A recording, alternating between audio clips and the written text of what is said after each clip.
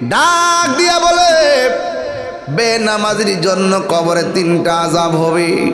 আমি নবী যখন মেরাজে গেলাম, আল্লাহ আমারে অনেক আযাব দেখাইছে, গজব দেখাইছে, কিন্তু কবরের আযাবের মতো এত কঠিন আযাব আমি আর কিছুই দেখি নাই। এই কবর হলো আখিরাতের প্রথম মঞ্জিল। এই কবর যার ভালো হয়ে যাবে, হাসরের ময়দান তার ভালো হয়ে যাবে। কোটিপতি বলি, লাখপতি বলি, প্রধানমন্ত্রী বলি, প্রধানমন্ত্রী গায়ের মধ্যে যেই কাপড়, একজন এমপির গায়ের মধ্যে সেই কাপড়, একটা রিক্সাওয়ালার গায়ের মধ্যে সেই কাপড়, ওই কাপড় হলো সাদা কাফনের কাপড়। ওই কাপড়ের মধ্যে কোনো সেলাই নাই, ওই কাপড়ের মধ্যে কোনো পকেট নাই। আইসো মুট কইরা যাইবা খালি হইয়া, নেওয়ার মতন কোনো সুযোগ নাই। কথা বলেন ঠিক কিনা? পুরুষ হলে 3টা কাপড়, কয়টা? মহিলা হইলে 5টা কাপড়। আল্লাহর হাবিব বলেন, আমি দেখলাম কবরের আযাবের মতো এত কঠিন আযাব আর দেখি নাই। সবাই আমার সাথে বিনায়া বিনায়া কন, বন্ধুরা রে আমার, ও মাইজগাঁওয়ের বাবারা, ও আমার কালাই বাড়ির বন্ধুরা, ও নবীগঞ্জের বাবাটিরা গো, ও বানিয়াচঙ্গের বাবারা, ও হবিগঞ্জের বাবা, শাস্তাগঞ্জ আওয়াসকান্দির বাবা, যা বলার বাহুবলের বাবারা বইলা দিয়া যায়। আজকে এমনও হতে পারে এই মাহফিলটা কাহারও জীবনের জন্য শেষ মাহফিল হতে পারে। আপনারা আওয়াজ করি বলুন, আমাদের আসল ঘরের নাম কি? বিল্ডিং না কবর? আল্লাহর হাবিব সাল্লাল্লাহু তাআলা আলাইহি ওয়াসাল্লামের একটা সাহাবী, যার নাম হলো হযরত ওসমান যুন্নুরাইন। তিনি সব জায়গায় গেলে আনন্দিত থাকতেন, গুরুস্থানে গেলে চোখের পানি ফালাইয়া ফালাইয়া কাঁদতেন। আমার নবী বলেন, এই কবর হলো কাহার জন্য জান্নাতের বাগান, আবার এই কবরটা হলো কাহার জন্য জাহান্নামের গর্ত। ওই জাহান্নামের গর্ত অপেক্ষা করতেছে বেনামাজি হইয়া যারা কবরে যাবে, তার জন্য 3টা শাস্তি অবধারিত। 1 নম্বর শাস্তি হলো, ওই কবরের ডান পাশের মাটি এক প্রান্তে চলে যাবে, বাম পাশের মাটি আরেক প্রান্তে চলে যাবে। 2 পাশের মাটি 2 পাশে যাইয়া এমন জোরে তারে একটা চাপা মারবে, ডান পাশের মাটি এসে ডান পাশে চাপা মারবে, বাম পাশের মাটি এসে বাম পাশে চাপা মারবে। মানুষটা ডাক দিয়া বলবে, আল্লাহ গো, এত মায়া করে বান্দা বানাইয়া কবরের মধ্যে কেন এমন শাস্তি দিতেছো? আওয়াজ হয়ে যাবে, রে বান্দা, দুনিয়ার মধ্যে আমার আল্লাহ তোমাদেরকে পাঠাইছে বন্দি করার জন্য। নামাজ পড়ো নাই, নামাজ না পইরা পইরা আমি জমিনের মধ্যে ঘোরাফেরা করছো, আমি বড় কষ্ট পাইছি, এই জন্য আমি তোরে ক্ষমা করব না। এইভাবে 2 পাশের মাটি এমন ভাবে চাপা মারবে, চাপা মাইরা ডান পাশের হাড্ডিগুলো বাম পাশের হাড্ডির ভিতরে ঢুকে যাবে, বাম পাশের হাড্ডিগুলো ডান পাশের হাড্ডির ভিতরে ঢুকে যাবে। এমন ভাবে মাটি চাপা মাইরা একদম গুড়া বানায়া ফালাবে। হাদিস শরীফের মধ্যে আমার নবী বলেন, কবর যখন চাপা মারবে, কবর যখন চাপা দিবে, ওই কবরের মানুষটা আমার আল্লাহরে এমন ভাবে আল্লাহ গো কইয়া ডাকটা মারবে, দুনিয়ার কোনো মানুষ কান্নার আওয়াজ শুনবে না, গরু ছাগল প্রাণীগুলো কান্নার আওয়াজ শুনবে। আল্লাহর হাবিব বলেন, দুনিয়ার কোনো মানুষ যদি ওই কবরবাসীর কান্নার আওয়াজ শুনতো, দুনিয়ার মানুষের কানের পর্দা ফেটে যেত, আর মানুষ রক্তকর্ণ হতে হতে মানুষ দুনিয়া থেকে বিদায় হয়ে যেত। এই জন্য বেনামাজির কবরের শাস্তি আছে। ও বন্ধুরে, শুধুমাত্র তাই নয়, কেন তাহিরি নামাজের কথা বলতেছে? এই যুবকগুলো নামাজের ক্ষেত্রে উদাসীন। এই যুগের এই যে একটা মাহফিল হইতেছে, আবেগে একটা মাহফিল করলেন, মাহফিলের পরে দিনদারিতা নাই, ইবাদত নাই, বন্দেগী নাই, কোনো কিছুই নাই। হ্যাঁ বন্ধু, মাহফিল মানে হলো সংশোধন, মাহফিল মানে হলো নিজেকে পরিবর্তন। এই জন্য আমি আজকে ওয়াদা নিব সবার কাছ থেকে, আমরা সবাই নামাজ না পড়লে কবরে কেমন শাস্তি হবে। 1 নম্বর হলো, ডান পাশের মাটিগুলো এক প্রান্তে যাবে, 2 পাশের মাটি এসে এমন ভাবে চাপা মারবো। 2 নম্বর শাস্তি হলো, জাহান্নামের আগুনের তাপ কবরে ঢুকাইয়া দেওয়া হবে। এই মাইজগাঁওয়ে যদি কোনো আগুন লাগে, ফায়ার সার্ভিস এসে আগুন নিভাবে। আর যদি কবরের মধ্যে আগুন লেগে যায়, ঘরের পাশে কবর, বাড়িওয়ালার কোনো খবর থাকবে না। কেউ দুঃখী হবে না, কেউ কবর পারে যাবে না। আর বাপের কবরে তো সন্তান যায় না, মাটি দেওয়ার পরে 3-4 দিন কান্দে, 5 দিনের মাথায় বাবার সম্পদ কামড়া কামড়ি শুরু হয়ে যায়। কথা কোন ঠিক না বেডি? ওই বাবার কথা আর মনে করে না। যারা বাবার ভালোবাসে আমার মতো কান্দে। আমি প্রায় মাহফিলে বলি, বাবা গো বাবা, বাবা গো বাবা, ওই বাবার মনে কষ্ট দেওয়া যাবে না। ও বন্ধু, বেনামাজি হইয়া কবর গেলি জাহান্নামের আগুন তোমার গায়ের মধ্যে ধরায় দেওয়া হবে, কেউ নিবাইতে যাবে না। বন্ধু বলতেছ ফেসবুকের বন্ধু? না না না, ওই বন্ধু কোনো দিন তোমার নামটা লইয়া দোয়াও করবে না। যেই নাম্বারটা দিয়া সারা জীবন ফোন দিছে, দোস্ত কইরে চল হবিগঞ্জ যাইবেনি, আপনি মারা যাইয়া দেখেন আর কোনোদিন চার্জ কইরা নাম্বারটার দিকে ফিরে তাকাবে না। এটাই হলো বাস্তবতা। মেসেঞ্জারে এত ফোন করেছেন, এত মেসেজ করেছেন, কিন্তু মারা যাইয়া দেখেন এই মেসেঞ্জার আর কেউ সিন করবে না, এই মেসেঞ্জারের খবর আর কেউ নিবে না। একমাত্র আপনার খবর, আমার খবর নেওয়ার জন্য যিনি সবসময় ব্যথিত, যিনি সব সময় সেজদায় পড়ে পড়া চোখের পানি মুবারক ফালায়া ফালায়া কান্দে, তিনি হলো রাহমাতুল লিল আলামিন। আমার নবী বলে, উম্মত বেনামাজি হইয়া কবরে গেলে ওই কবরের ভিতরে সর্প দেওয়া হবে, বিচ্ছু দেওয়া হবে, এমন ভাবে তোমাকে সবল দিবে, এমন ভাবে তোমাকে আঘাত করবে, কোনো বিষের ওষুধ পাওয়া যাবে না। এই জন্য আমার নবী বলেন, হাসরের ময়দান যেদিন কায়েম হবে, ওই কঠিন মুসিবতে আমার আল্লাহ সর্বপ্রথম যেই ইবাদতের হিসাব নিবে, ওই ইবাদতের নাম হলো নামাজ। নামাজ নামাজ। আল্লাহর হাবিব বলেন, উম্মত যেই ময়দানে সবাই নাফসি নাফসি বলে কাঁদবে, মাথার উপরে সূর্য থাকবে, নিজের ঘামে নিজেরা সাঁতার কাটবে, সেই দিন মানুষ একটু ছায়ার জন্য পাগল হয়ে যাবে। আল্লাহর হাবিব বলেন, যৌবনকালে যার ইবাদত বেশি, আমার আল্লাহ ওই যুবকদেরকে আরশে আজিমের নিচে ছায়া দিয়ে দিবে। শুধু মাত্র তাই নয়, আমার নবী বলেন, না খাইয়া থাকতে পারে, নামাজে রক্ত ছুটতে গেলে মাথা নষ্ট হইয়া যায়, ঘর তার ভালো লাগে না, আল্লাহর ঘর মসজিদ তার ভালো লাগে। আমার নবী, আপনার নবী বলেন, যার মনটা মসজিদের জন্য দিওয়ানা, যার মনটা মসজিদের জন্য পাগল, ওই মানুষগুলা যখন হাসরের ময়দানে উঠবে, ওই কঠিন মুসিবতের সময় আমার নবী, আপনার নবী বলেন, যারা মসজিদের জন্য পাগল, বাজার তারা ভালো লাগে না, মসজিদ ভালো লাগে, এই মানুষগুলোকে ফেরেশতা দিয়ে তালাশ কইরা কইরা আমার আল্লাহ আরশে আজিমের নিচে ছায়া দিয়ে দিবে। ওরা এমন ভাবে কান্না করতেছে, বাঁচাও বাঁচাও বাঁচাও, আর পারি না, আর সহ্য হই না, আর পারি না, বাঁচাও।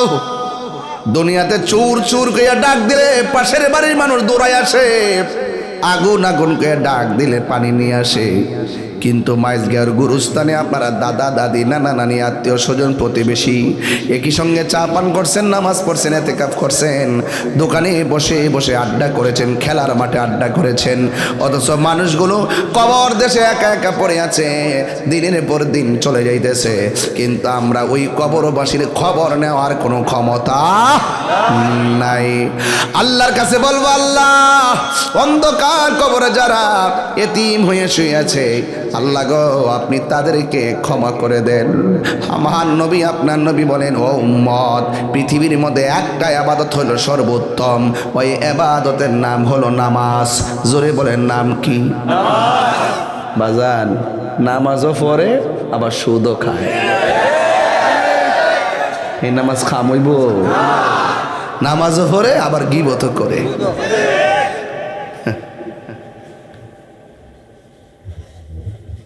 এই বুঝলাম না কিতা বাবা, আরে কি রে, কি রে? হ্যাঁ, সুদের কথা কইছি একটা জায়গায়। ওটারও তো একটা সময় আছে, এক আঙ্গুল দিয়ে হয়ে যায়, দুই আঙ্গুল দিয়ে হায়েন, তাই তো আমি বুঝুম যে আপনি ঠিক আছেন। তাহলে সুদের কথা বলার পরে তো ওটার কথা না বাবা। আমি কি সুদের ওয়াজ নতুন করতেছি আজকে? গত 2 বছর গেছে কোনো মৌলবী তো সুদের ওয়াজই করছে না, ডরে ডরে। তাহিরি খাওয়ারে বয়ে পায়ে কথা কয় না। আমি কিন্তু যেমন ছিলাম তেমনই আছি। সুদ খাওয়া যে হারাম, এটাকে মোল্লার কথা না, আল্লাহর কথা। আল্লাহর কথা বলতে যে মোল্লা ভয় পায়, সেই মোল্লা সমাজের সবচেয়ে বড় নিকৃষ্ট। আমরা মুনাফিক নয়। আমরা আগে যে মনে করে তেমন 22 বছর ধরে সুদের ওয়াজ করি। আমার অনেকে বলছে হুজুর এখন সুদের ওয়াজটা আপাতত বন্ধ রাখুন। বন্ধ রাখতাম, নামাজও পড়ে আবার সুদও খায়। আসিনি এমন লোক, আসিনিও। সুদের টেহা দিয়ে আবার জাকাতের দিয়া, সুদের টেহা দিয়া আবার দান করে, বুঝেননি? সুদের টাকা দিয়া, জাকাতের টাকা দিয়া কয় আমি দানবীর, আমার পকেটের টাকা। জাকাতের টাকা বলে ওনার পকেটের টাকা। লা হাওলা ওয়ালা কুওয়াতা ইল্লা বিল্লাহ। আপনারা জাকাতের টাকা কিসের? তোমার টাকা। জাকাতের টাকা গরিবের টাকা। তোমার সম্পদের উপর গরিবের হক। তুমি মনে করতেছো দান করে বুঝে মানবতার ফেরেওয়ালা হয়ে গেছো। মানবতা ফেরেওয়ালা না, বরং তুমি জাকাতের টাকা দেওয়ার কারণে গরিবকে তোমার মালটা পবিত্র হয়েছে। কথা বলো ঠিক না বেটে? জাহান্নামের আগুন থেকে তুমি বাঁচছো, নাইলে তোমার বাস দিলে বাস।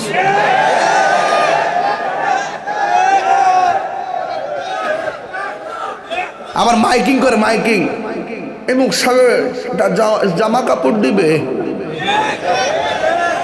আবার জাকাত আনতে যায় মানুষ মারাও যায়, ফাওয়ার তলে হইরে। যে জাকাত দিব, যে মাইকিং করে ফাওয়ার তলে মারবো, ওই যে জাকাত দিব হেরে, এরে দরকার ছিল মারার কেসে আসামি দেওয়া। কথা ঠিক না বেটি? আরে প্রকৃত যারা দান করে, মেম্বারের মাধ্যমে লিস্ট করে রাতের অন্ধকারে ঘরে ঘরে পৌঁছাই দিলে ওই মানুষটার শাড়িটা পরে আনন্দের সাথে ঘর থেকে বের হয়। আর তুমি যখন মাইক দিয়ে নিয়ে মানুষের সামনে টাকাটা দাও, তখন তার শর্মিন্দা হয়ে থাকতে হয়। কথা বলেন ঠিক না বেটি? উমর ফারুক রাদিয়াল্লাহু তাআলা আনহু ঘুরে ঘুরে দেখছে কার ঘরে কান্না, ঘুরে ঘুরে দেখছে ঘুরে ঘুরে দেখছে কার ঘরে সমস্যা আছে, গিয়ে গিয়ে গাতের অন্ধকারে খবর নিয়েছে। কথা বলেন ঠিক না বেটি? বাপরে দানবীর।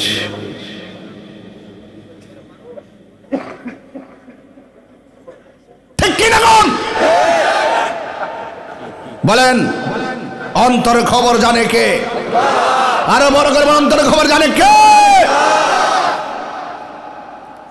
সুদের টাকা দিয়া দান কইরা যদি কেউ মনে করে সওয়াব পাইব, ফতোয়া দেয়া যায় ডাবল গুনাহ হইব। এমন ভাবে ট্রিটমেন্ট সুদ কুটি যাতে সাইজ হয়ে যায়, সাইজ। আমারও সুদের তকমা দিছে নির্বাচনের সময়, দিছিননি? আমি বলি সুদ খাই, সুদরাই বাপ ঢাই, আর আমার গ্রামে সুদ খাই। আমার জিগাইল না ব্যাংকে টেহা কত রাখছেন, কত আইছে, এটা কিসের টেহা, কিতা করছেন, কোন সোর্সে রাখছেন, কোন কারে রাখছেন। আমার না জিগাই কথা হিরে সুদের টেহা কত রে, ১,৫০০ না কত বলে, ১৮,০০০ না কত জন কইল আর কি। সারা জীবনে বলে আমি বলে সুদের টেহা, আমি সুদ খাইছি।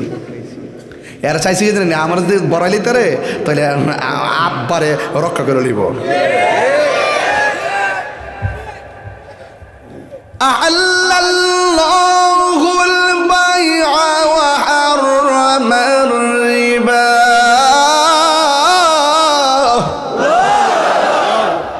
ব্যবসা করা হালাল, ব্যবসা করা, সুদ খাওয়া আরো বড় করে।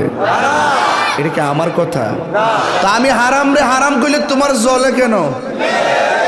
জলে এই জন্য আমি তো হারাম খুর। উনার জলে এই জন্য, উনি তো হারাম খুর। এখন যারা খাইছে তারা কি করব? আজকা তওবা করব, আর জীবনে খাবো না। Absolutely salute. তওবাকারীকে আল্লাহ বেশি ভালোবাসে, তওবাকারীকে আল্লাহ বেশি ভালোবাসে। এজন্য আজকে রমজান মাসে ওয়াদা করেন আমরা হারাম টাকা দিয়া দান করব। 5 টাকা দিয়া 20 টাকার জারি মারে। ঘরের দরজাত গিয়ে দাঁড়ালে ফেতরা টাকা কত ন 2 টাকা। কি আশ্চর্য! এই দেশের বড় লোকরা যদি সুষম বন্টন নীতির আলোকে জাকাতের টাকাগুলো ঘরে ঘরে ঘরে ঘরে পৌঁছে দিত, তাহলে কি এই দেশে গরিব থাকতো? আর ওদের গরিব থাকতো? আমি ওই দিন দেখছি আমাদের নবনির্বাচিত প্রধানমন্ত্রী জনাব তারেক রহমান সাহেব, তিনি আহমদুল্লাহ সাহেবকে ডেকেছেন জাকাতটা কিভাবে উত্তোলন করা যায়, কিভাবে মানুষের মাঝে পৌঁছানো যায়, পরামর্শের জন্য ডেকেছেন। আমি দেখে খুশি হয়েছি। তবে আমার একটা কথা আছে, আপনি একতরফা হুজুর নিলেন কেন? আমরা সুন্নিদের পক্ষ থেকে তো হুজুর ছিল আরেকজন। তারেক রহমান সাহেব প্রধানমন্ত্রী বাইরে ছিলেন, বাংলাদেশ কিন্তু আগে থেকে বহুত ডেঞ্জারাস হয়ে গেছে। সাবধানে পাউটা ফেলবেন, পরামর্শ বুঝা করবেন।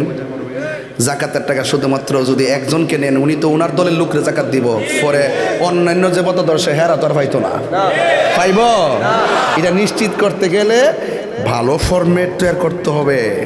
সব গণনার থেকে লোক নিতে হবে, নিয়ে বসতে হবে টেবিলে, এরপরে নিশ্চিত করতে হবে, নাইলে তো আবার তেল মাথায় তেল হয়ে যাবো গা। আমি কি বাড়ি বলেছি?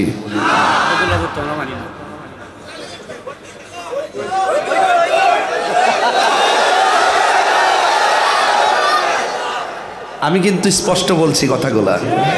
আমি কি বলছি? খুশি হয়েছি, তবে আরেকটু সিস্টেম হইলে আরো ভালো হইতো। আমি পরামর্শ দিছি, আমার বক্তব্যের মধ্যে কেউ রাজনীতি গন্ধ বুঝবেন না। আমি দেশের পক্ষে কথা বলি, দেশের মানুষের পক্ষে কথা বলি, ঠিক না বে ঠিক?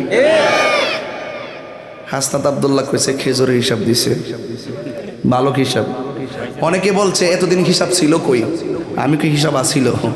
হিসাব ছিল, খেজুর ঠিকই আইছে।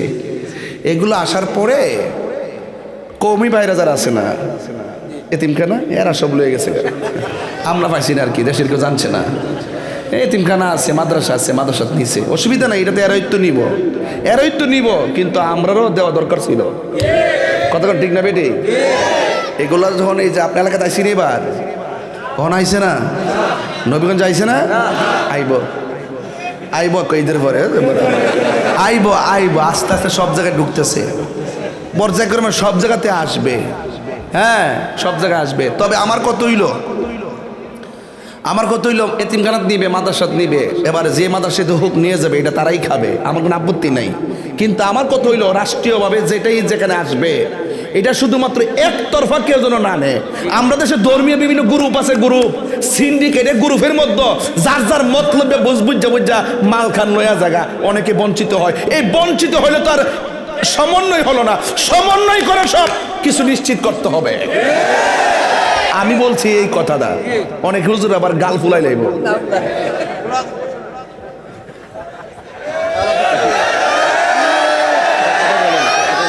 বহুদিন পরে আমি সুযোগ পাইছি বাজান, মারহাবা জোরে খন।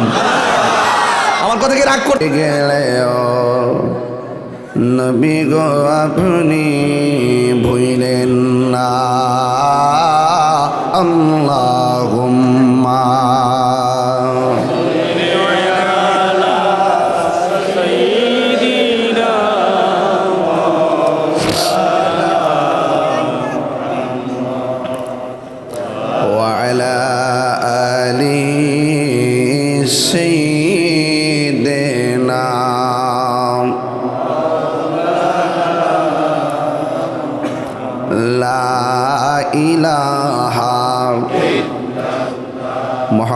মোহাব্বতে লা ইলাহা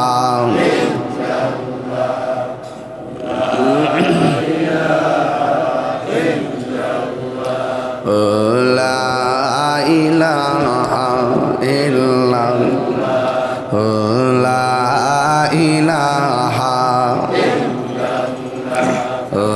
লা ইলাহা।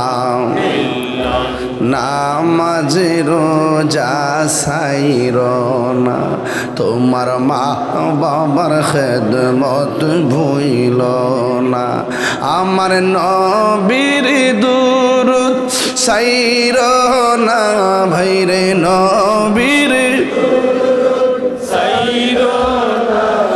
আমার নূর নবীকে বইল না লা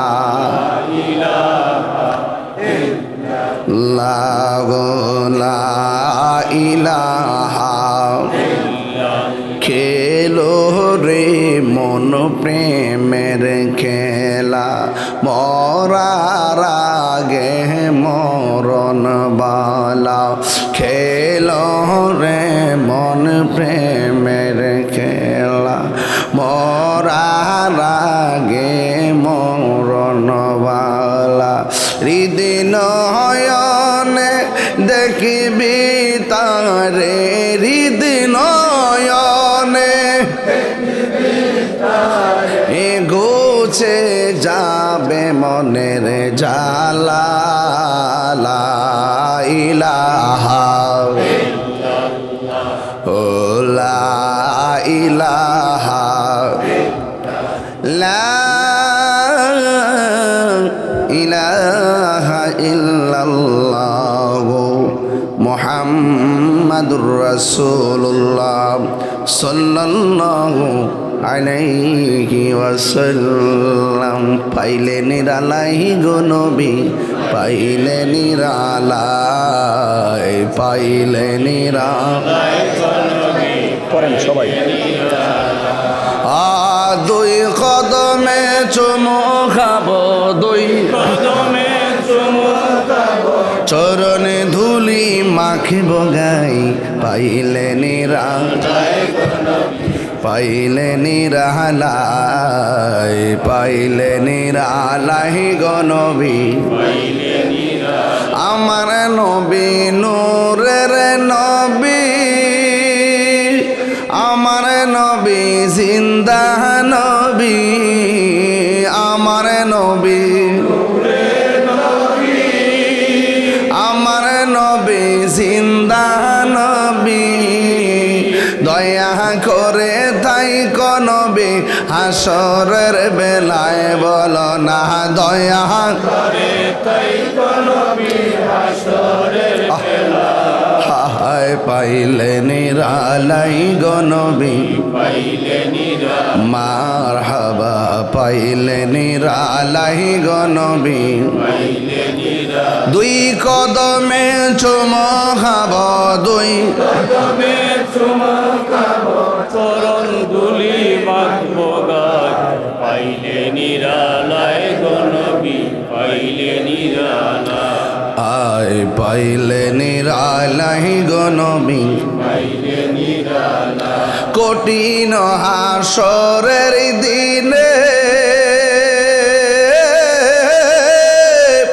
ওরে কে তোরাবে নবী বিনে বলন কঠিন হাসরের দিনে কে তোরাবে নবী বিনে দয়া করে তাই গো নবী হাসরের বেলায় বলো না দয়া করে তাই গো নবী হাসরের বেলায় হায় পাইলে নিরালাই গো নবী পাইলে নিরালাই পাইলে নিরালাই গো নবী পাইলে নিরালাই দুই কদমে চুমু খাবো দুই কদমে চুমু খাবো চরণে ধুলি মাখিব গাই পাইলে নিরালাই গো নবী পাইলে নিরালাই পাইলে নিরালাই গো নবী পাইলে নিরালাই উপস্থিত আজিম হোসেন কালাইবাড়ি নবীগঞ্জ ৯ নং ইউপি ৫ নং ওয়ার্ড হিলফুল ফুজুল যুব সংঘের উদ্যোগে আয়োজিত মাহফিলের সভাপতি মণ্ডলী জনাব ফাইজুল হক সাহেব, জানফরুল্লাহ সাহেব, সোনামিয়া সাহেব, আব্দুল হক লিটন সাহেব, আমার পূর্বে আলোচনা করেছেন মৌলানা সাব্বির আহমদ, মৌলানা জামশেদ আলী আশিকি সাহেব, মৌলানা আব্দুর রকিব সাহেব, মৌলানা কারি আনিসুর রহমান সাহেব, মৌলানা কারি মিজানুর রহমান সাহেব। উপস্থাপনায় আলহাজ মোহাম্মদ শাহবান চৌধুরী, পোস্টার দিয়েছেন জনাব আব্দুল সালাম। হিলফুল ফজল যুব সংঘের প্রত্যেকটি সদস্যবৃন্দ, যেই মহান রাব্বে করিম আমাদের সকলকে আজকের মাহফিলে এনেছেন, শুকরিয়া তান পড়ুন আলহামদুলিল্লাহ। লাখ কোটি দরুদ ও সালাম ওই নবীর নূরানি কদম মোবারকে, যিনি হায়াতুন নবী, নূর নবী, গায়েবের খবর দেনেওয়ালা হুজুরপুর নূর সাল্লাল্লাহু আলাইহি ওয়াসাল্লামের উম্মত হিসাবে আল্লাহ পাক আমাদের সকলকে কবুল করেছেন। এই জন্যে শুকরিয়া তান সকলে পড়ি আলহামদুলিল্লাহ। বাংলাদেশের অনেক জায়গায় বৃষ্টি হচ্ছে, বৈরী আবহাওয়ার মাঝে এই পর্যন্ত আল্লাহ আমাদেরকে সুযোগ দিয়েছেন। আমি আরও 1 ঘন্টা আগে আসতে পারতাম, আমার ড্রাইভার হঠাৎ করে অসুস্থ হয়ে পড়েছে। ইমার্জেন্সি আরেকটি ড্রাইভার সংগ্রহ করে ঈদ মৌসুমে রাস্তাঘাটের প্রতিকূলতা সব কিছু উপেক্ষা করে আমি আপনাদের মাঝে শেষ পর্যন্ত আসতে পেরেছি। আটকা পড়ে গিয়েছিলাম, মালিক ইজ্জত রক্ষা করেছেন। যাই হোক, এই মাহফিলটি ছিল গতকাল লাইলাতুল কদর, ঠিক না? এই কদর রাতের প্রোগ্রামটি একদিন পিছিয়ে আজকে আপনাদের মাঝে উপস্থিত হয়েছি। এতটুকু বলতে পারি, আল্লাহ যা করে ভালোর জন্যই করে, কথা কোন ঠিক কিনা? তো আমি আপনাদের সামনে যতটুকু পর্যন্ত কথা বলবো আদবের সাথে, এখলাসের নিয়তে আপনারা কথাগুলো শুনবেন। নবীগঞ্জের মানুষ সত্যিকার অর্থে যা বলতে চাই, নবীগঞ্জের মানুষ শান্তিপ্রিয় মানুষ। নবীগঞ্জের মাটি সুন্নিয়তের ঘাঁটি, ওলি আল্লাহ ভক্ত মানুষ, মুর্শিদ ভক্ত মানুষ, রসুল প্রেমিক মানুষ, কোরআন প্রেমিক মানুষ, ওরা দেশপ্রেমিক মানুষ। সার্বভৌমত্ব সুরক্ষায়, দেশ রক্ষায়, ধর্ম রক্ষায় ওরা অত্যন্ত নিবেদিত। আমরা কোনো অপশক্তিকে বিগত দিনে গ্রহণ করিনি, এখনো গ্রহণ করিনি, কালকে গ্রহণ করব না। আমাদের ইমানি শক্তিকে বলিয়ান করে দিয়ে দেশের পক্ষে কথা বলতে হবে, দেশের মানুষের পক্ষে কথা বলতে হবে। সবচাইতে বড় উন্নত কে জানেন? রাস্তাঘাটের উন্নতের কথা সবাই তো বলি, এটা অবশ্যই জনজীবন দরকার আছে। সবচাইতে বড় উন্নত হলো চরিত্রের উন্নত। নৈতিক উন্নয়ন না থাকলে সমাজে ভালো কিছু আশা করা যায় না। আমাদেরকে নৈতিক চরিত্র গঠন করতে হবে। রমাদানুল মুবারক এসেছে আপনাকে চরিত্র গঠন করে দেওয়ার জন্যে, আপনাকে আত্মশুদ্ধির সাগরে ভাসিয়ে দেওয়ার জন্যে। রমজান পাওয়ার পর যদি আপনি রমজানের মূল্যায়ন করতে না পারলেন, আপনার মতো হতভাগা আর কেউ নেই। গত রাত একটি গুরুত্বপূর্ণ রাত গিয়েছে। যারা বান্দিগি করেছেন তারা সফল কাম, যারা করতে পারেন নাই আমি বলবো আগামী দিনের জন্য প্রস্তুত হয়ে যান। শয়তানে ধোঁকায় পড়ে আমরা আর নিমজ্জিত থাকতে চাই না। আমরা ওলি আল্লাহদের মহব্বত হৃদয়ে ধারণ করে রসুলুল্লাহর প্রেমের সিলেবাস হাতে নিয়ে নিজেকে আখিরাতের জন্য প্রস্তুত করতে চাই। আমার ভাইয়েরা, কালাইবাড়ির ভাইয়েরা, মাইজগাঁওয়ের ভাইয়েরা, মাইজগাঁও এটা কি? এটা কি?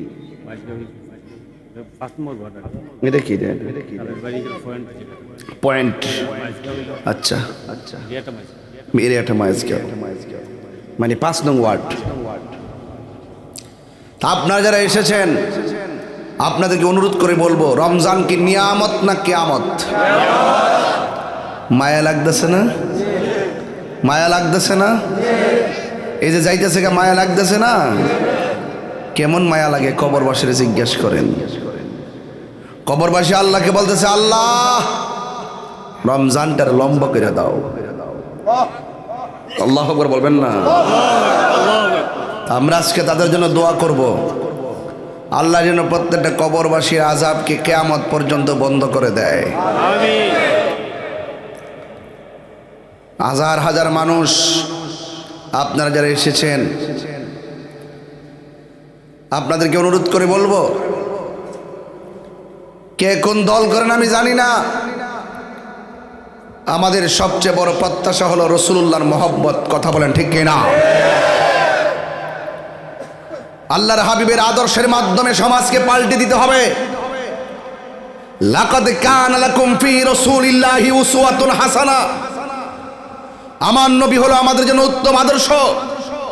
এই আদর্শের প্রতিফলন যদি ব্যক্তি জীবনে ঘটানো না যায়, সেই আদর্শের প্রতিফলন যদি সামাজিক জীবনে ঘটানো না যায়, সে আদর্শের প্রতিফলন যদি অর্থনৈতিক জীবনে ঘটানো না যায়, সে আদর্শের প্রতিফলন যদি রাজনৈতিকভাবে ঘটানো না যায়, এই আদর্শের প্রতিফলন যদি রাষ্ট্রীয়ভাবে গঠন করা না যায়, এই দেশ থেকে খুন কমবে না, গুম কমবে না, দুর্নীতি কমবে না, চাঁদাবাজি কমবে না, রাহাজানি কমবে না, সন্ত্রাসী কমবে না, যারা উপরেও কমবে না। হাত করে বলুন ঠিক কিনা?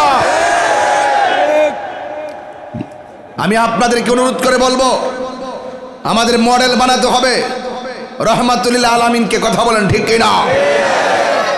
লাকাদ কানা লাকুম ফি রাসূলিল্লাহি উসওয়াতুন হাসানা।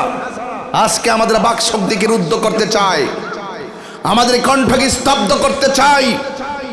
আজকে রাষ্ট্রের গুরুত্বপূর্ণ জায়গায় যদি এই কথাগুলো দার্থিক কণ্ঠে বলা যেত, তাহলে ওই সমস্ত অপশক্তি যারা মানুষের আবেগকে পুঁজি করে বারবার মানুষের সঙ্গে ধোঁকা দেয়, জাতির সঙ্গে ধোঁকা দেয়, ধর্মকে নিয়ে তামাশা করে, ধর্মকে নিয়ে অপব্যাখ্যা করে, ধর্মকে নিয়ে অপচর্চা করে, আল্লাহর ওলিদের বিরুদ্ধে কথা বলে, আল্লাহর ওলিদের আদর্শকে লুণ্ঠন করতে চাই। এই সমস্ত স্বাধীনতার সপক্ষের শক্তি, মুক্তিযুদ্ধের চেতনার শক্তি, ধর্মের সপক্ষের শক্তি, মানবতার পক্ষে মানবিক যুদ্ধ যারা যদি রাষ্ট্রের গুরুত্বপূর্ণ জায়গায় দাঁড়িয়ে দার্থিক কণ্ঠে আল্লাহর কালামের কথাগুলো দার্থিকভাবে তুলে ধরতে পারত, এই বাংলাদেশ বাবা শাহজালালের চেতনায় আলোকিত হয়ে যেত। কথা বলেন ঠিক কিনা?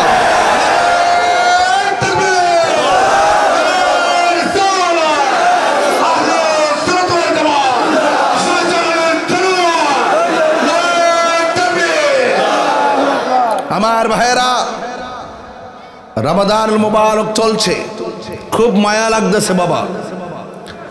অনেক আরামে ছিলাম, কথা বলেন ঠিক কিনা? অনেক আরামে ছিলাম, এই রমজানুল মুবারকে চলে যাচ্ছে, বড় কান্না হচ্ছে। না জানে কার জন্য এই রমাদানুল মুবারক শেষ রমজান। ঈদগার মাঠে যান তো ভালো কথা, কিন্তু ঈদগার মাঠে দুইটা ভাগ হবে মানুষ। এক ভাগ যাদের রোজা কবুল হয়েছে, আর এক ভাগ যাদের রোজা কবুল হয় নাই। না জানে আমার নামটা কোন তালিকায় থাকে, না জানে আপনার নামটা কোন তালিকায় থাকে।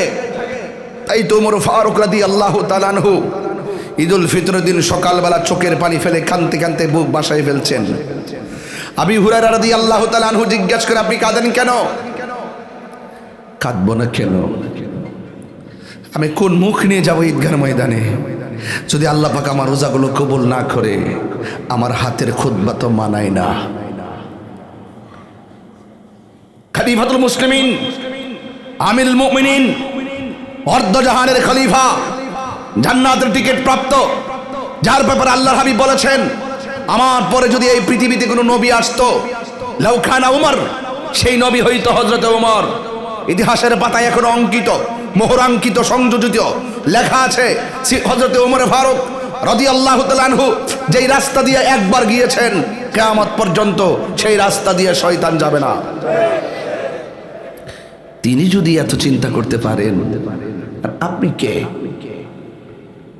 আপনি কিভাবে আশা করেন আল্লাহকে রাজি করা এত সহজ? এখনো সময় আছে যুবক ভাইয়েরা আমার,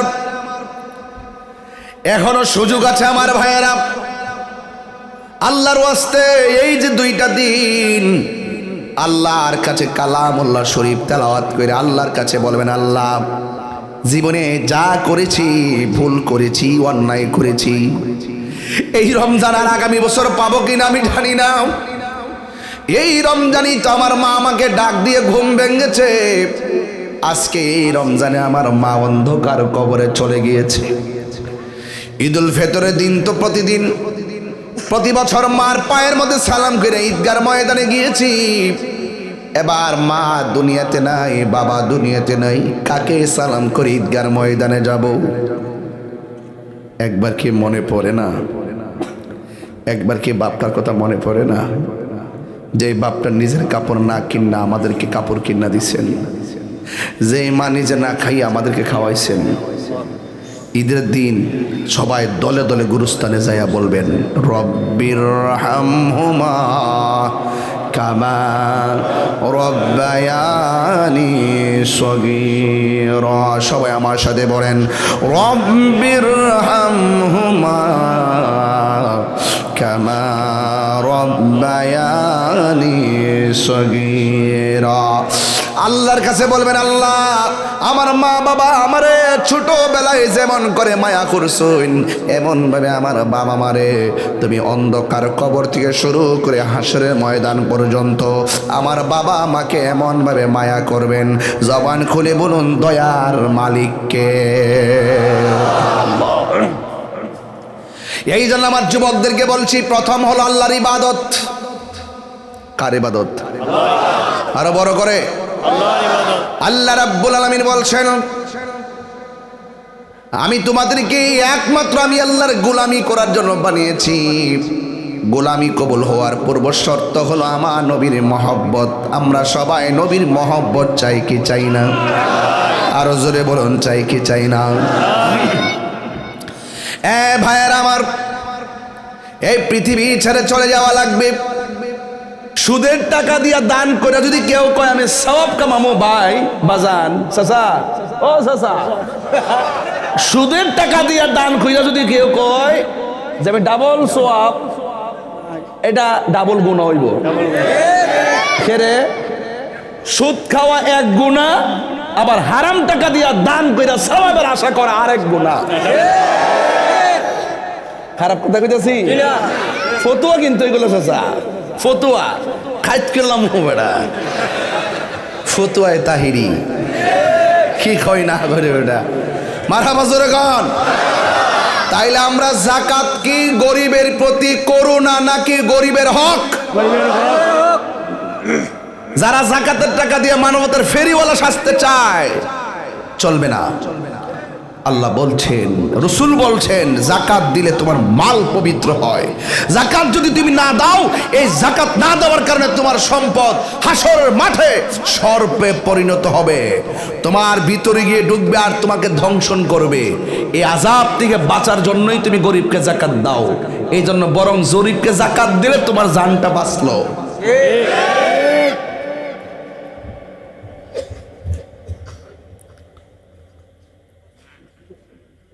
আহলে সুন্নাত ওয়াল জামাতের সঙ্গে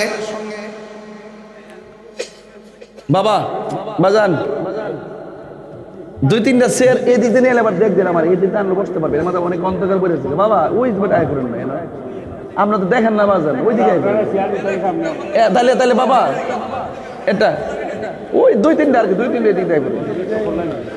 মারহাবা জোরে কোন। আমি কি আরেকটু ওয়াজ লম্বা করুন? আর আরো করতেইব?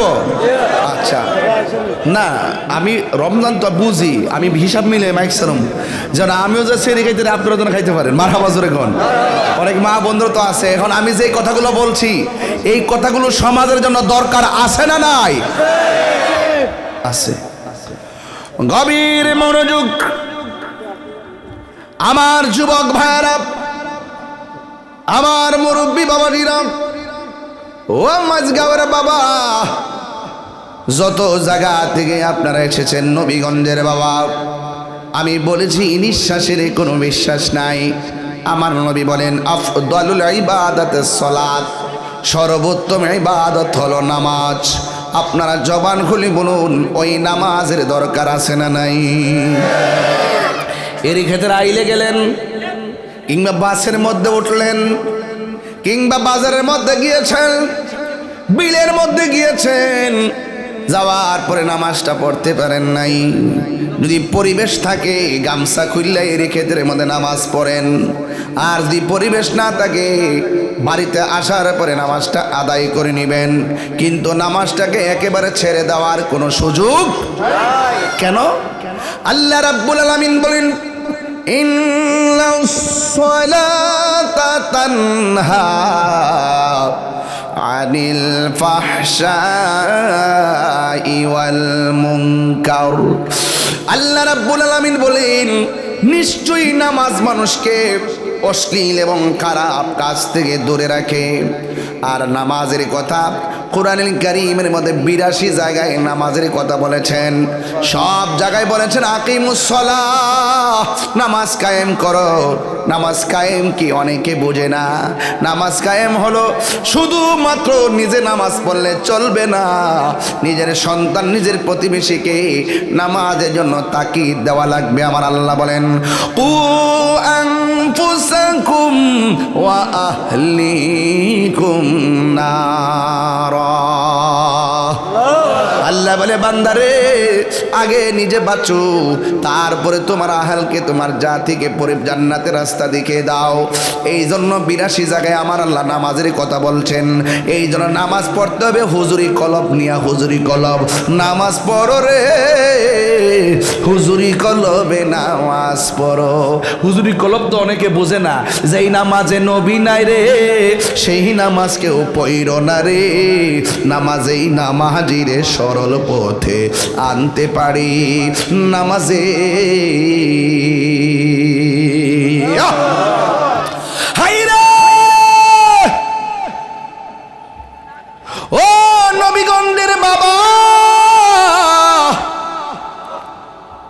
নামাজ পড়বেন ভালো কথা। সুদ খাওয়া যাবে, ঘুষ খাওয়া যাবে, গীবত করা যাবে, মা বাবার বুকে লাথি মারা যাবে। খবরদার, নামাজে দাঁড়াইয়া মেম্বার সালাম দিলে নামাজ বাতিল হয়ে যায়। নামাজে দাঁড়াইয়া চেয়ারম্যানকে সালাম দিলে নামাজ বাতিল হয়ে যায়। নামাজের ভিতরে দাঁড়াইয়া আমার নবীরে সালাম না দিলে নামাজ বাতিল হয়ে যায়। নবী আমরার মতো? নবী আমরার মতো কইলে ঈমান থাকবো? এই জন্য আমার বাবারা, আল্লাহর হাবিব বলেন, ও আয়েশা, ও আয়েশা, শরীরটা বড় অসুস্থ লাগতেছে। সুবহানাল্লাহ। আয়েশা সিদ্দিকা বলেন, নবী গো আমার কি খেদমত করতে পারি গো মায়ার নবী? আল্লাহর হাবিব বলে, আয়েশা একটা বালিশ দাও, ওই বালিশের মধ্যে মাথা করে আমি একটু শুব। আয়েশা সিদ্দিকা বলে, নবী গো, নবী গো, নবী গো, মেহেরবানি করে আমার উরুটা আপনার জন্য বালিশ বানাইয়া দিলাম। ওই উরুর মধ্যে আমার নবী মাথা মুবারকটা রাইখা তিনি শুইলেন। শোয়ার পরে আমার নবী একটা কথা ৩ বার বলছেন। জোরে কোন কয়বার? ৩ বার বলেছেন। একবার বলেছেন আয়েশা নামাজ, দ্বিতীয়বার আমার নবী বলছেন নামাজ, তৃতীয়বার আমার নবী বলছেন নামাজ। জোরে কোন কয়বার? ৩ বার। জীবনের শেষ সময়, দুনিয়া হাত থেকে বিদায় হওয়ার সময় আমার নবী ৩ বার বলছেন নামাজ, নামাজ, নামাজ। এরপরে বলছে আয়েশা আমার মিসওয়াকটা দাও। আয়েশা বলে, নবীর মিসওয়াকটা আমি হাতের মধ্যে নিলাম, নিয়ে দেখলাম মিসওয়াকের মাথাটা অনেক শক্ত। নবী অসুস্থ, ও কেমনে দন্ত মুবারকে লাগাবে? আমি একটু আমার দাঁত দিয়া নবীর মিসওয়াক মুবারকটা চাবাইয়া নরম করতে গেলাম। দেখলাম ওই মিসওয়াকের গুড়ার ভিতরে আমার নবীর কিছু থুতু মুবারক লেগে আছে। আয়েশা সিদ্দিকা রাদিয়াল্লাহু তাআলা আনহা বলেন, ও পৃথিবীর মানুষ, আমি যখন নবীর মিসওয়াক মুবারকটা নরম করতে গেলাম, আমি আমার নবীর থুতু মুবারক যখন আমার জিহ্বার মধ্যে লেগেছে, জীবনে কত খাবার আমি জিহ্বায় লাগিয়েছি, আমার নবীর থুতু মুবারকের মতো এত মজাদার লাগে নাই। হে আমার নবীগঞ্জের মা, মাইজগাঁওয়ের মা কই গো? আয়েশা সিদ্দিকা আমার নবীর মিসওয়াক নিজের দন্ত দিয়ে চাবাই দিছে। স্বামী অসুস্থ হলে, অপারগ হলে তাকে তুচ্ছ তাচ্ছিল্য করো না। রুজি করতে পারে বিদেশ থেকে টাকা পাঠায় আর খরচ করো। স্বামীর মহব্বত বেড়ে গেছে, ছাদ থেকে পরে স্বামীর কোমরটা ভেঙে গেছে, এই স্বামীটা বাড়িতে আসার পরে অচল হয়ে বিছানায় শুয়ে গেছে, তাই বলে তাকে অবজ্ঞা করো না। টাকা থাকলো তোমার স্বামী, না থাকলো তোমার স্বামী, দুঃখে থাকলো স্বামী, দুঃখে থাকলো স্বামী, কথা বলেন ঠিক কিনা? গত কয়েকদিন আগে দেখলাম স্বামী স্ত্রী দুইজন মার্কেটে গেছে, যাওয়ার পর স্ত্রী বলছে কি কেনাকাটার কথা, স্বামীর কাছে টাকা নাই, গলার ভিতরে নিজের ছুরি চালায়া বাজারের মধ্যেই সে মারা গেছে। চাপ দিয়েন না, প্রেশার দিয়েন না, পুরুষ এটা সহ্য করতে পারে না। আর একটা নারীকে দেখছিলাম বাজারে গেছে ওই দিন, এক সাংবাদিক প্রশ্ন করে আপনার ঈদের বাজেট কত? তখন মহিলাটা বলছে ঈদের বাজেট 500 টাকা, 5000 টাকা। কত? 5000। তখন সাংবাদিক প্রশ্ন করে 5000 দিয়ে কি আপনার হবে? যতটুকু হয়। অনেকে তো ঈদের বাজেট করে 1 লক্ষ 2 লক্ষ। তখন তিনি উত্তর দিলেন, যার তৌফিক আছে সে করে, আমার নাই, আমি পারি না। চোখের পানি ফেলে দিয়েছে। এই জন্য কাপড় কেউ যদি কিনে সমাজে, তাকে জিজ্ঞেস করেন না কাপড়টার দাম কত, ঈদের মার্কেটটা তোমার বাজেট কত, এইগুলো জিজ্ঞেস করবেন না। বরং আল্লাহ যদি আপনাকে তৌফিক দেয়, ঈদের মাঠে যাওয়ার আগে গরিবের গায়ে কাপড় লাগাই দেন। রাসূল বলতেছেন, ঈদের দিন যদি কোনো ব্যক্তি বস্ত্রহীন মানুষকে কাপড় কিনে দেয়, আল্লাহ রাব্বুল আলামিন জান্নাতের ভিতরে তার জন্য কাপড় ব্যবস্থা করে দিবেন, নতুন কাপড়ের ব্যবস্থা করে দিবেন। এই জন্য শুধু কথা একটাই, আমরা যা করব আল্লাহকে সন্তুষ্টি করার জন্যই করতে হবে, কথা বলেন ঠিক কিনা? এই জন্য আল্লাহর হাবিব বলেন, ও পৃথিবীর মানুষ, আফদালুল ইবাদাতুস সালাত, সর্বোত্তম ইবাদত হলো নামাজ। নামাজ করতে গেলে ওযু দরকার আছে না নাই? ওযু শুরু করার আগে কাপড় চোপড় পবিত্রতা দরকার আছে না নাই? এখন বলবেন হুজুর পবিত্রতা কি জিনিস? আমি বলতেছি শুনেন। আত-তুহুরু শাত্রুল ঈমান, পবিত্রতা হলো ঈমানের অর্ধেক। জীবনে কোনোদিন নাপাকি হইয়া রাস্তাঘাটে চলাফেরা করবেন না, পবিত্র অবস্থায় চলাফেরা করবেন। আল্লাহর হাবিব বলেন, কেউ যদি দুনিয়ার জমিনে নাপাক অবস্থায় চলাফেরা করে, দুনিয়ার জমিনটা তার লানত দেয়, আসমানে ফেরেশতারা তারা লানত দেয়। এই জন্য পবিত্র অবস্থায় চলবেন, এটা কিন্তু ঈমানের অর্ধেক। আল্লাহর কাছে বলবেন, আল্লাহ আমার যেদিন মরণ দিবা, জুমার দিন মরণ দিও, আমার যেদিন মরণ দিবা রমজান মাসে মরণ দিও, আমার যেদিন মরণ দিবা পবিত্র অবস্থায় মরণ দিও, আমার যেদিন মরণ দিবা উজু অবস্থায় মরণ দিও, আমার যেদিন মরণ দিবা আমার নূরের নবীর চেহারা মুবারক দেখাইয়া ঈমানের সাথে আমারে মরণ দিও, বেঈমান বানাইয়া মরণ দিও না। আমার মরণের কত দিন বাকি আমি জানিলাম না গো আল্লাহ, মরণের কত দিন বাকি আমার, মরণের কত দিন বাকি জানিলাম না গো আল্লাহ, মরণের কত দিন বাকি।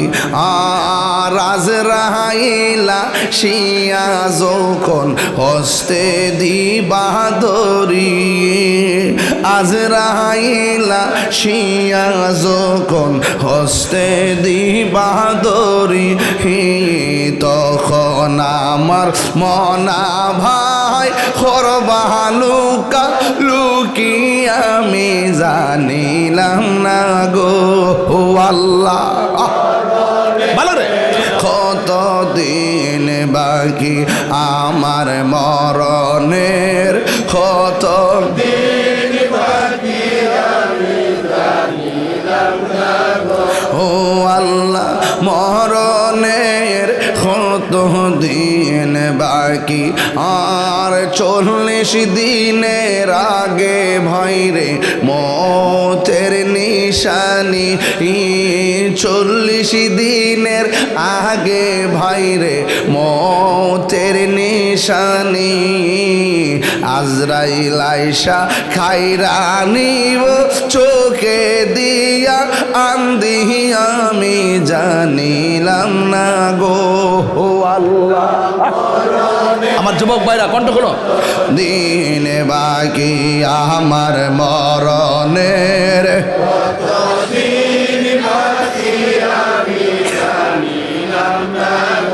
ও আল্লাহ মরণের দিন বাকি আর হায়াত হইল হাতে ভাইরে মত হইল হায়াত হইল হাতে বাইরে মত হইল পায়ে যেই জায়গা যার মরণ লেখা সেই জায়গা সে মরে আমি জানিলাম না গো আল্লাহ। কত দিন বাকি আমার মরণের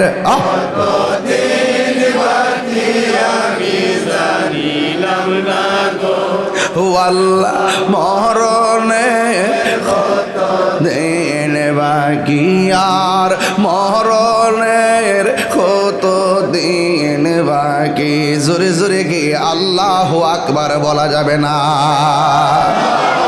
আরে বাবা ফজর পর নাই সুহুর টাইমে পড়বা বলে জোহর আসার আগে মরণ আসতে পারে কি পারে না?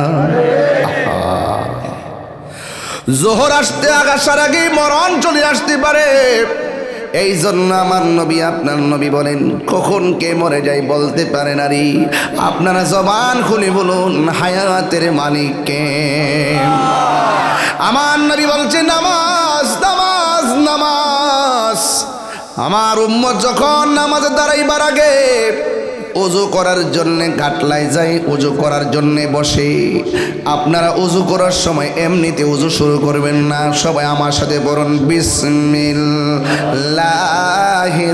রহমানির রহিম। সবাই বলেন বিসমিল্লাহির রহমানির রহিম। বিসমিল্লাহ বলে ওযু শুরু করবেন। আল্লাহর হাবিব বলেন কেউ যদি ওযু করার সময় বিসমিল্লাহ বলে ওযু শুরু করে ওযু শেষ করার আগ পর্যন্ত আসমানের ফেরেশতারা ওযুকারীর জন্য আমার আল্লাহর কাছে ডাক দিয়া বলে আল্লাহ ও আল্লাহ তোমার বান্দা সব পালাইয়া তোমার কাছে দাঁড়াইবার জন্য রেডি হইতেছে। বিসমিল্লাহ বলে ওযু শুরু করেছে। ও আল্লাহ তোমার বান্দা ওযু শেষ করার আগে তুমি তার জীবনের গুনাহগুলো মাফ করে দাও। এই বিসমিল্লাহর ফজিলত আছে না নাই? অনেকে বিসমিল্লাহর ফজিলত বুঝে না। আল্লাহর হাবিব বলেন আমার উম্মত যদি প্রতি নেক কাজের আগে বিসমিল্লাহ পড়ে আমার আল্লাহ হাসরের ময়দানে তার 4 রঙের হাউজে কাউসারের পানি পান করাইয়া দিবে। প্রতি নেক কাজের আগে বিসমিল্লাহ দরকার আছে না নাই? পড়তে কি টাকা লাগবো? এবার আল্লাহর হাবিব বলেন যখন আমার উম্মত বিসমিল্লাহ বলে ওযু শুরু করতে যাইয়া আগে কি মুখে পানি দেয় না কুলি করে? কি করে? না হাত দৌত করে। কি দৌত করে? কয়বার? আগে কি বাম হাত না ডান হাত? কয়বার? 3 বার। এইভাবে হ্যাঁ সুন্দর করে রাসূলুল্লাহ বলতেছেন ওযু করার সময় যখন সে হাত দৌত করে হাতের কবজি দিয়া সেই হাত দিয়া যত গুনাহ করে সব ওযুর পানির সঙ্গে নিচে ফালাইয়া দেয়। তাহলে ওযু করলে গুনাহ মাফ হয় কি হয় না? আর ওযু হয় কি হয় না? আর আমার দেশের পোলাপান তাড়াহুড়া করে মুখও পালা করে দয় না, কানে লতি পর্যন্ত পানি পৌঁছে না, পাও পালা করে দয় না। তাহলে ওযু না হইলে কি নামাজ হইব? কথা কন নামাজ হইব? এরপর আল্লাহর হাবিব বলেন যদি কোনো উম্মত ওযু করার সময় গড়গড়া করে কলির পানি মুখে দেয় ওই মুহূর্তে গড়গড়া করে পানি যখন বাহিরে ফেলবে এই জবান দিয়া জীবনে যত গুনাহ করেছে আমার আল্লাহ ওযুর পানির সঙ্গে গুনাহগুলো মাটির মধ্যে ফেলে দেয়। শুধুমাত্র তাই নয় আল্লাহর হাবিব সাল্লাল্লাহু আলাইহি ওয়াসাল্লাম বলেন, যখন বান্দা পানির মধ্যে দিয়ে পানি দিয়ে মুখমণ্ডল ধৌত করে, এই চোখ দিয়ে সে যত গুনাহ করেছে ওযুর পানির সঙ্গে মাটির মধ্যে আল্লাহ ছড়াইয়া ফেলে দেয়। এরপরে ওযু শেষ হয়ে গেল, এমনভাবে আমার আল্লাহ গুনাহ মাফ করেন। এরপরে আমার নবী বলেন, কেউ যদি ওযু শেষ কইরা আসমানের দিকে তাকাইয়া, কোন দিকে? আসমানের দিকে তাকাইয়া কালিমায়ে শাহাদা পড়ে, আমার আল্লাহ রাব্বুল আলামিন তার জন্য 8টা জান্নাতের দরজা খুলে দেয়। ওযুর নিয়ম আছে না নাই? নাকি হুট করে ওযু, হুট করে নামাজ, হুট করে রুকু? সবচেয়ে বড় সুর, সবচেয়ে বড় চুর হইল যে নামাজ চুরি করে। কথা বলেন ঠিক না বেঠে? রুকু ভালো করে করে না, সাজদা ভালো করে করে না। শতকরা 70% জিজ্ঞেস করবেন বৈঠকে বসে কি পড়ে, অর্ধেকই পারতো না, কি জানে হয় আল্লাহই জানে। 10টা সূরা ভালো করে তেলাওয়াত শুদ্ধ করে পড়তে পারে না। যুবক, তুমি মনে করতেছো নামাজের ভিতরে কোরআন শরীফ পড়তেছো, এইভাবে পড়তেছো, নামাজের ভিতরে তুমি কোরআন পড়তেছো, তুমি মনে করতেছো লৌহে মাহফুজের কোরআন পড়তেছো। রাসূল বলছেন না, তোমরা কোরআন পড়ো না। আমার উম্মত যখন নামাজের মধ্যে দাঁড়ায় যখন সে কোরআন তেলাওয়াত করে, হাকিকতে এটা কোরআন তেলাওয়াত নয়, এটা মূলত আল্লাহর সঙ্গে কথা বলে। এই জন্য নামাজে দাঁড়িয়ে কাউকে সালাম দেওয়া যায় না। হ্যাঁ, নামাজে সালাম ওয়াজিব করলো নবীজিকে, সেই নবীকে ভালোবাসলে তাকে বেসুকে স্বাদ মিটে না রওজা দেখে, রওজা দেখে, রওজা দেখে। ঠিক না? নামাজেতে সালাম নেয় না আল্লাহ পাকে, নামাজে সালাম ওয়াজিব করলো নবীজিকে। কি কি ঠিক আছে কি না? নামাজেতে সালাম নেয় না আল্লাহ পাকে, নামাজে সালাম ওয়াজিব করলো নবীজিকে। সেই নবীকে ভালোবাসলে থাকবে সুখে, সেই নবীকে ভালোবাসলে থাকবে সুখে স্বাদ মিটে না রওজা দেখে, রওজা দেখে, রওজা দেখে। কি উপমা দিব আমি নবীর শোনে, কি উপমা দিব আমি নবীর শোনে স্বাদ মিটে না রওজা দেখে, রওজা দেখে, রওজা দেখে। আঙ্গুল তুল লাগেনি এমনে? লাগেনি? আশহাদু আল্লাহ কইলে লাগেনি? এটা যখন আলগি দেন না, তখন শয়তানের কলজাটা আগুন ধরে জায়গা। কথা কন না, কে লেগা কেউ লাগেনি?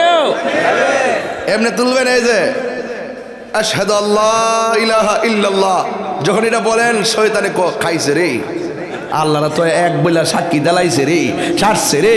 এই শয়তান বাটফার এমন ভয় পায় আঙ্গুলটারে, আশহাদু আল্লাহ ইলাহা ইল্লাল্লাহ,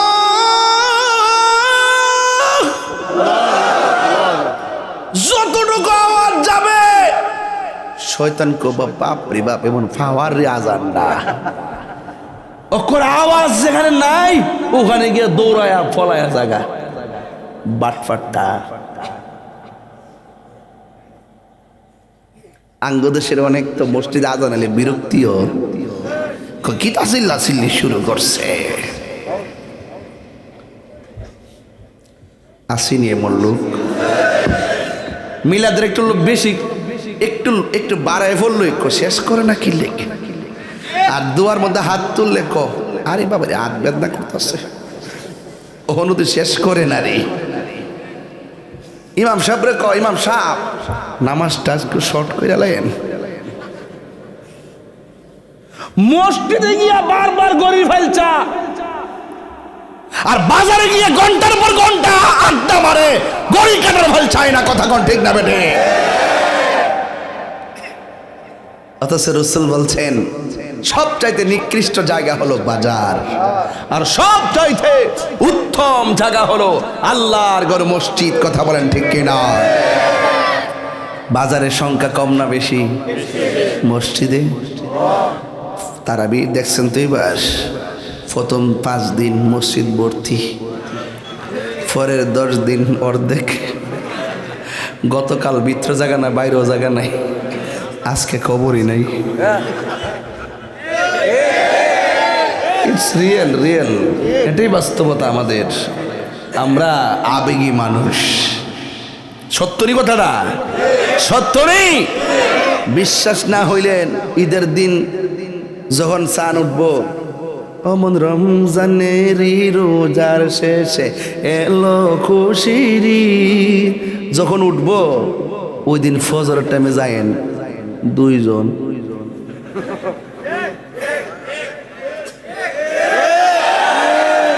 কয়জন?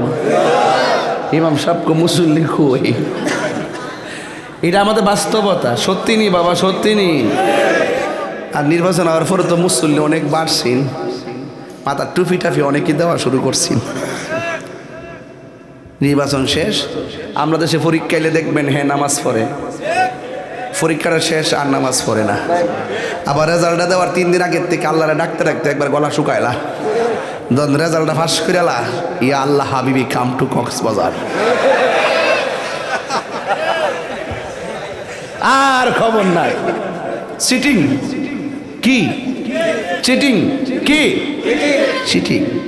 আল্লাহ কয় বান্দা তুই মানুষকে দেখাইবার লাগিয়া কর্ম করস, অথচ তোর অন্তর খবর তো আমি আল্লাহ জানি। আরে জানি কি জানে না? জানে। এই জন্য মানুষকে দেখাবার জন্য নয়, নামাজ পড়বো একজনকে খুশি করার জন্যে। জবান খুলে বলুন তিনি কে? কালকে এতেকাফ যারা বইছে, যারা এতেকাফ করে আছে না, এদের জন্য ইফতারে পাঠাইবেন। যারা এতেকাফ করে এদের জন্য পাঞ্জাবি পাঠাইবেন, লুঙ্গি পাঠাইবেন। রসুল বলছেন যে যারা 10 দিন এতেকাফ করে তাদের আমল নামায় 2টা হজ আর 2টা উমরার সওয়াব দেওয়া হয়। এদেরকে সম্মান করবেন। এই তো একটা বাড়ি দিয়ে কিছু ইফতারে পাঠাই দিয়েন। এরা যে দোয়াটা করবে একদম নিরঙ্কুশ দোয়া, আল্লাহ আমার স্মরণ করছে।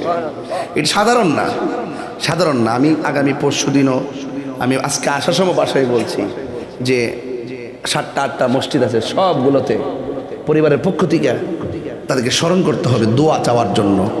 আর না খাইলে তো পেট ভরে, ঘর থেকে খাবার যেতে পারে এটি তো তারা খাইয়া শেষ করতে পারে না। আপনি পাঠালেন মহব্বতে পারেন, আর এবারে কেউ কাউরে সারাদিন খাওয়াই দে, একটু স্মরণ করলেন, সে হাত তুলে দোয়া করলো, বাস আপনি বান্দা থেকে বন্ধু হয়ে যেতে পারেন। কথা বলেন ঠিক না বেটে? তুমি মেহেরবান গো নবীজি, তুমি মেহেরবান ও নবীজি, তুমি মেহের। আমার যুবক ভাইয়ের কণ্ঠটা একটু উচ্চ হবে। তুমি মেহেরবান, তুমি মেহেরবান ও নবীজি, তুমি মেহেরবান। নয়নে একবার দেখিলে, নয়নে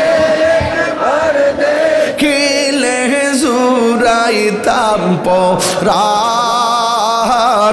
ও নবীজি, তুমি বান, তুমি মেহের, তুমি মেহেরবান ও নবীজি, তুমি মাশাআল্লাহ।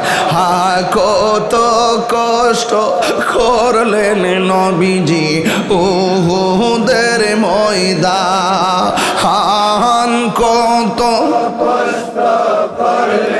নবীজি উহুদের ময়দান। দন্ত মুবারক শহীদ করলো, দন্ত শহীদ করলো কাফের বেঈমান ও নবীজি, তুমি আল্লাহ গো হান, তুমি মেহের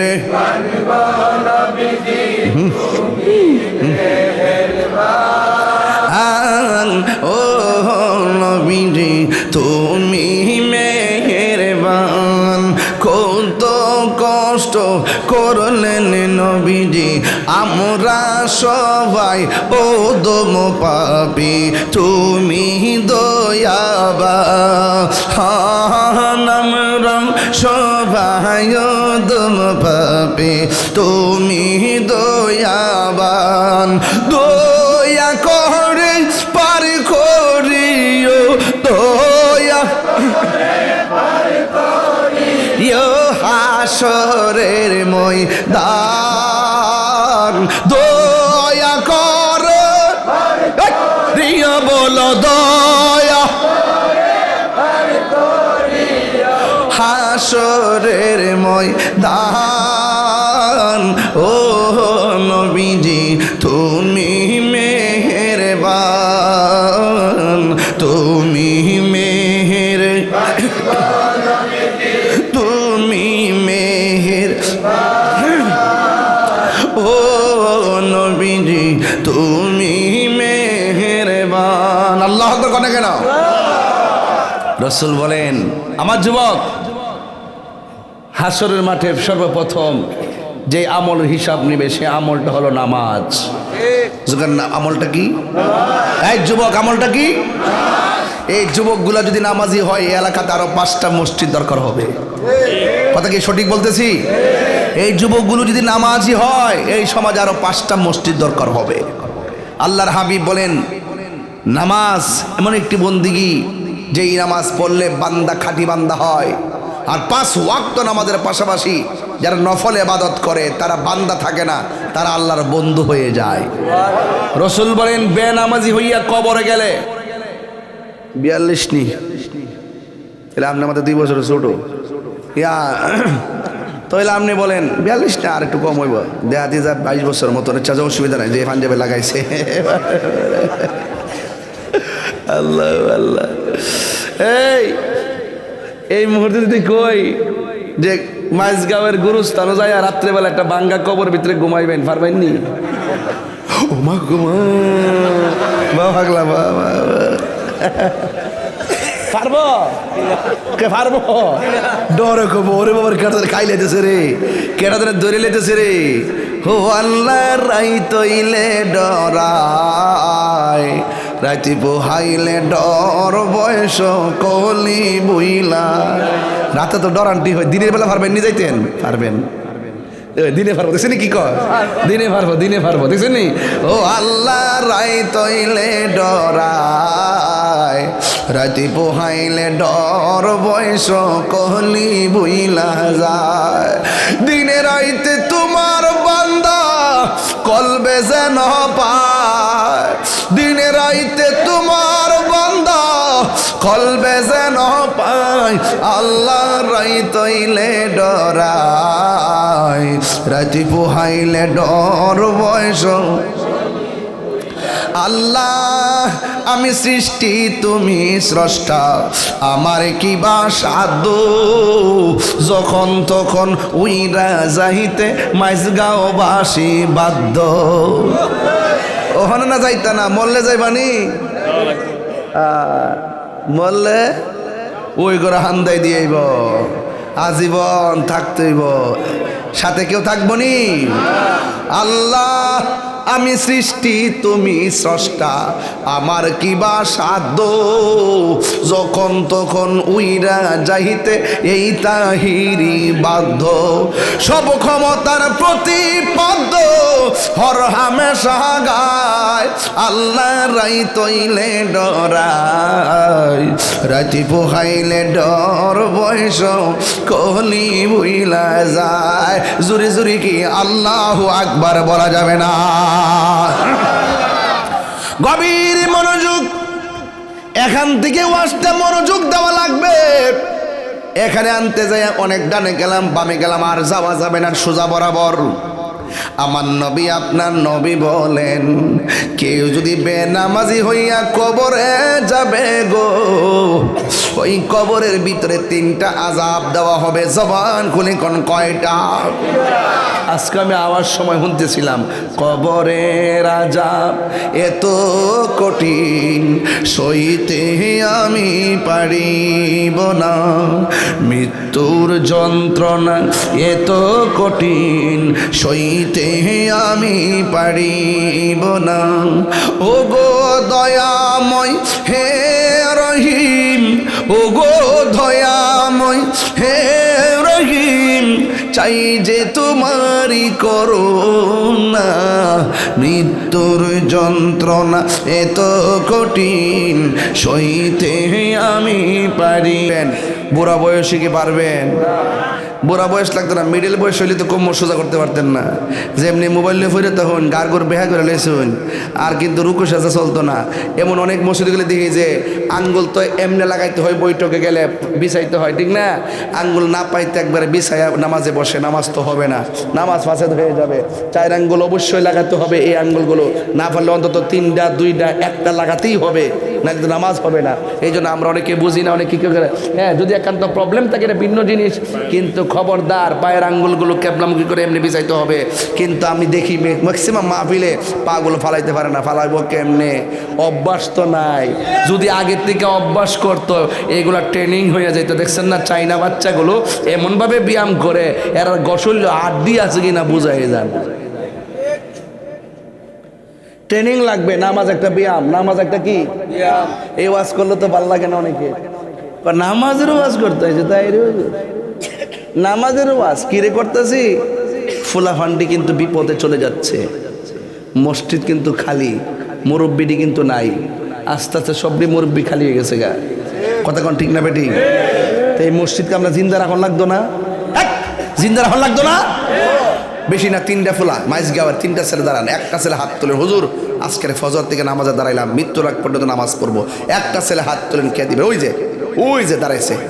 তুমি দাঁড়াও, তুমি দাঁড়াও, তুমি দাঁড়াও, আপনি দাঁড়ান, নাই এই আপনি দাঁড়ান, আপনি দাঁড়ান, আপনি দাঁড়ান, ওই যে দাঁড়ান, আপনি দাঁড়ান। নাম কি আপনার? হারুন। তোমার নাম? ফজলু। বাপের সাথে বুঝে নাই, মার সাথে বুঝে নাই। আজকের মাহফিলে ওয়াদা করছে 5 ওয়াক্ত নামাজ পড়বে। হাত নামান, বসুন। আরেকজন দাঁড়াও। নাম কি? নূর মিয়া। আল্লাহ আপনি কবুল করেন, আমিন কোন। আমি এরা 3 জনের লেগে দোয়া করে যাই, আল্লাহ আপনি এদেরকে এমন টাকার মালিক বানান যেন ওরা মদিনাতুল মুনাওয়ারা যায় মসজিদে নববীতে নামাজ পড়তে পারে, খানায় কাবায় যেন নামাজ পড়তে পারে। আমিন করে। কমিটির নি তাহলে কাজে লাগছে, মাশাআল্লাহ। আল্লাহ কবুল করুক। তাহলে নামাজি 3টা পাইছি তো। আজকের মাহফিলটা কি সার্থক না? সার্থক নেই। আমি একটা কিচ্ছা কইতাম, কইলে তো আপনি হেদায়েত হইতেন না। আমি এমনভাবে কথাগুলো বলছি, সুদ গোষ্ঠীকে দইরা নীতিগতভাবে যা আছে সব চেষ্টা করছি এর ভিতরে ঢুকাইতাম। লাস্টে শ্রেষ্ঠ ইবাদত নামাজ। নামাজ পড়লে কি হইব, না পড়লে কি হইব? 2টা জায়গায় ওয়াজ করে গেলাম, 3টা নামাজি বানাইলাম, আমার আরো 2টা নামাজি লাগবো। নাম কি বাবা?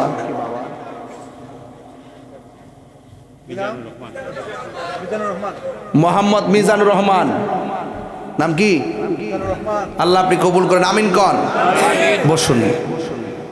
আরেকজন ওই পাইছি, ওই যে ওই কোনায়। নাম কি?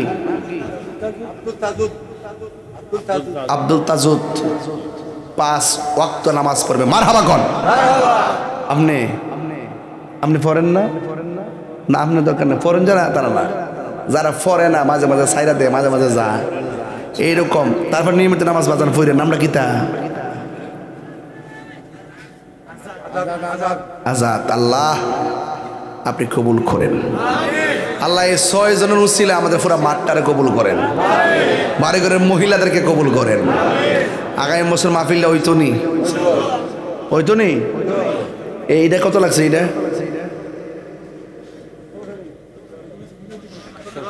লাইট ম্যাট লয়া